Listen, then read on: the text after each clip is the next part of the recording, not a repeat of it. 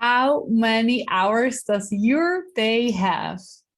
Okay, Ronia, such a stupid question. It's 24 hours, don't you know? Of course I know, but didn't you say like last week, oh, I wish my day would have more hours, or I need 2 or maybe 10 additional hours for my days. I'm just so busy and I'm running around and it's not enough time. And I want to invite you to think about this time thing.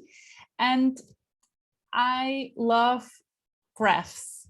I love circle graphs. I love circles in particular. And I painted this line on this circle. And if you are listening to the podcast, please go over to YouTube and watch the podcast video there. But you can imagine it too. It's a circle and we have 24 hours. There are some people who are using these graphs without putting the sleep into the equation. But I mean, sleep is so important for our health, for our energy, for everything. We have an output. Is sleep is just the base that we are fully present and that we can enjoy our day. So if you have a circle and your circle is 24 hours, I would suggest to take out 8 hours of these 24 for sleep. So they are just reserved for sleep. And then everybody, every human being on this planet has the rest of the day. That's that's 16 hours of time you can use. How amazing is that? 16 hours. That sounds like a lot, right? If you are working for 8 hours, you still have 8 hours. If you are working for 8 hours and you have a commute, maybe you're in home office now and you're saving 2 hours per day for not commuting and you are home already. So 8 hours besides 8 hours of sleep and 8 hours of work is ready to use every single day. It's like a gift. I love to think about time as a gift and as the most important thing we have. It's more important than money. It's more important than anything like materialistic, because time we don't use is just gone, and we can invest our time for taking care of ourselves, for taking care of our body, for preparing food or moving our body. And of course, I hope this is a priority for you to spend your time with people you love and you are genuinely wanting to spend time with them. So all we need to do for creating more time, like I would have the need of 4 additional hours, just don't do the things you don't want to do, or you're not good at, or you hate doing, or somebody else would love to do it, but you are doing it for a reason you have to find out yourself. I don't know, but I love to invite you to think about time as an abundant gift you get every day, as a new day, new gift of a time circle or a time bucket, and you can put your time into your different priorities. And for creating more time, one idea would be no television, no Netflix, no social media. How about that? How many hours do you use for that? And I don't want to call you out. I'm a big social media addict, but it's just so great to think about these things consciously and then make a decision. If I'm watching now a Netflix show, I love Queer Eye so much. I binge watched it all the new season already. If I'm making a conscious choice to watch that show, I'm not annoyed that time went by so fast, or that I go to bed late, or that I just didn't do the other thing, because I wanted to watch this show.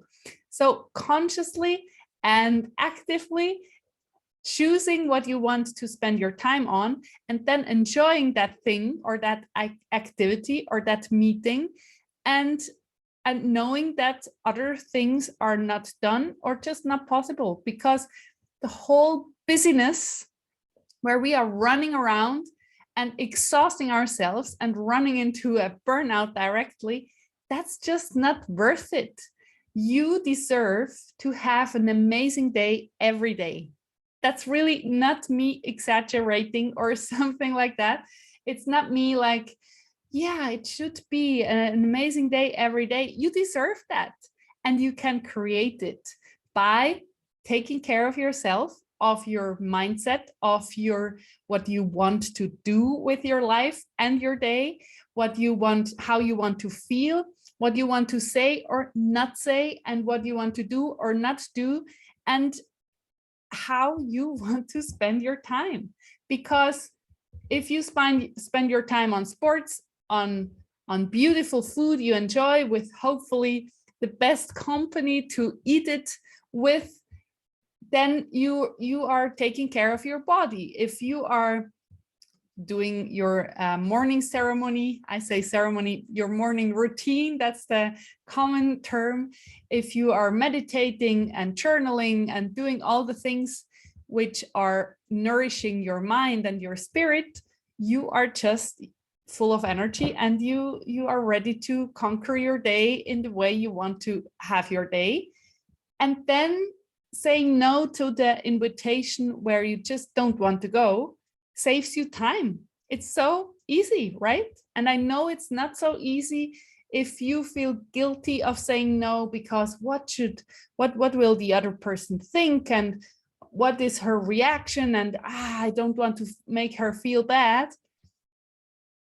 Of course, it's important that we are not like spoiled brats, just trampling through our life, and everybody else has to jump away because we would push them into the bushes. But we deserve, you deserve, I deserve to spend my time the way I want to spend it. And if I say no to an invitation, and that's just an example, but a good one, because so many things are, we spend time on things we actually don't want to, but we think we should because of 1,000 reasons. This is the tricky point, or I think the key to having more time, saying no to things where we feel it even in our body, like, I don't want to do that, but I have to because she's my friend. No, you don't have to do that. You can say no, and she has to take responsibility for her feelings. You take full responsibility for yourself. And then that's important too. You enjoy your additional time for doing the things you want to do without feeling guilty or overthinking it. She must be mad at me, blah, blah, blah, blah. That's not worth your time again. So learning this absolutely every day, thinking or feeling through your day, like, do I want to do this or do I want to do that? We do so many micro decisions during our day, and then we have big decisions like saying no to this invitation, or do I want to move to another state or to another country or to just another house? Do I want to do that? Everything has an impact on our daily, everyday life in a really complex way. If you move to another state and your parents are not around, who is taking care of the kids? And I know that's another topic on its own, but that's just an example again.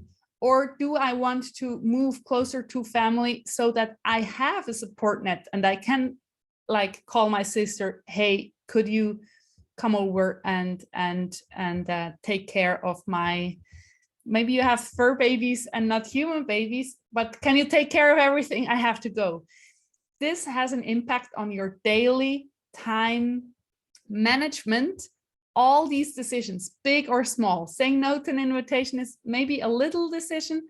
Saying no to an invitation to move states, or say yes, has an impact on your everyday life. Everything has an impact on your hours. If your day feels like it has 30 hours or if you feel like your day has 6 hours and you're just running around like a crazy person and you're exhausted, and when exactly should I take care of myself or of anything concerning myself? You have to take ownership of your life and your hours and make these decisions, the micro and the big ones, every single day. And if you are taking care of yourself, like really from a foundational part of yourself, from what do I want? How does my life should look like so that I'm really happy and I'm loving it and I feel good and I have an amazing day every day, then these decisions get easier and easier and easier. And with time, and that's what I love, you know, when somebody asks me for a favor, they know that I say no or yes because I mean it. And then it's so much easier to ask for a favor because the other person don't have to take into the equation, oh, should I ask because otherwise she would be offended, or does she even have time to do that for me? The other person don't have to think about that. They want to ask me something like, can my kids come over for dinner? And if I can, I say yes because I want to, because I like their kids. If I don't like their kids, I say no anyway. Really, I don't want to spend time with people I don't want to spend time with. And if I'm busy or I have something else going on, I say no. But the other person knows. If I say yes, I mean yes. They don't have to question it afterwards. And if I say no, they don't have to question it afterwards either. And that's a thing which is so tied into our self-worth, that we are allowed to say no or yes when we mean it. And yeah, that's just such an easy, not easy, but it's if you are used to it, it's actually easy to get more hours back into your day because you are not doing things you don't want to do. If you want to learn that, if that sounds like a dream, and if you think like, well, that's always my problem and I'm really ready to change that, join the Joy Academy. We are training ourselves, you are training yourself in there every day in little incremental steps in so many various topics, because it's a holistic approach, and it's holistically, you get a holistic training to afterwards genuinely and wholeheartedly say yes or no to the things you want or you don't want without feeling bad afterwards.